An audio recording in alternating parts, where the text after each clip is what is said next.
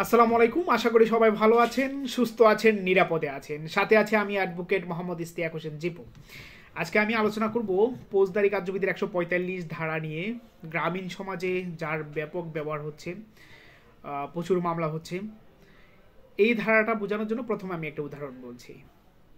করিম পুকুরে মাছ চাষ করেছে।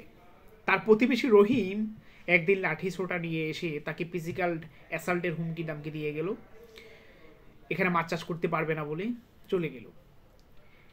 এখন করিম শান্তিবঙ্কের আশঙ্কা করছে যে এখানে একটা মারামারি হতে পারে, একটা ফিজিক্যাল অ্যাসাল্ট হওয়ার সম্ভাবনা আছে, ক্যাজুয়ালিটি হওয়ার সম্ভাবনা আছে, তিনি মামলা করতে পারবেন। তাহলে আমাদের এই ফৌজদারি কার্যবিধি ১৪৫ দ্বারার কী কী ইনগ্রিডিয়েন্টস লাগবে?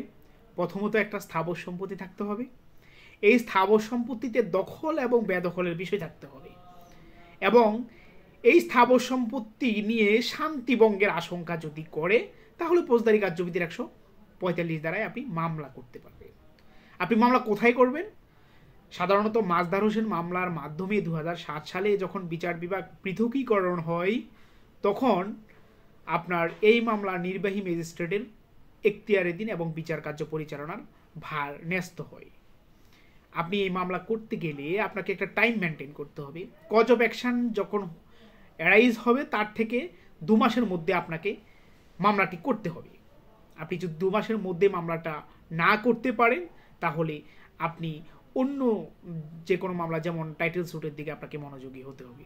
তাহলে ১৪৫ দ্বারা মামলা করতে গেলে একটা স্থাবর সম্পত্তি লাগবে, দখল বেদখলের বিষয় থাকবে, এবং আপনি এই সংক্রান্ত বিষয়ে শান্তিভঙ্গের আশঙ্কা করছেন।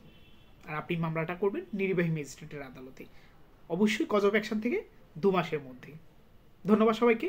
ভালো থাকবেন, সুস্থ থাকবেন, নিরাপদে থাকবেন। আল্লাহ হাফিজ।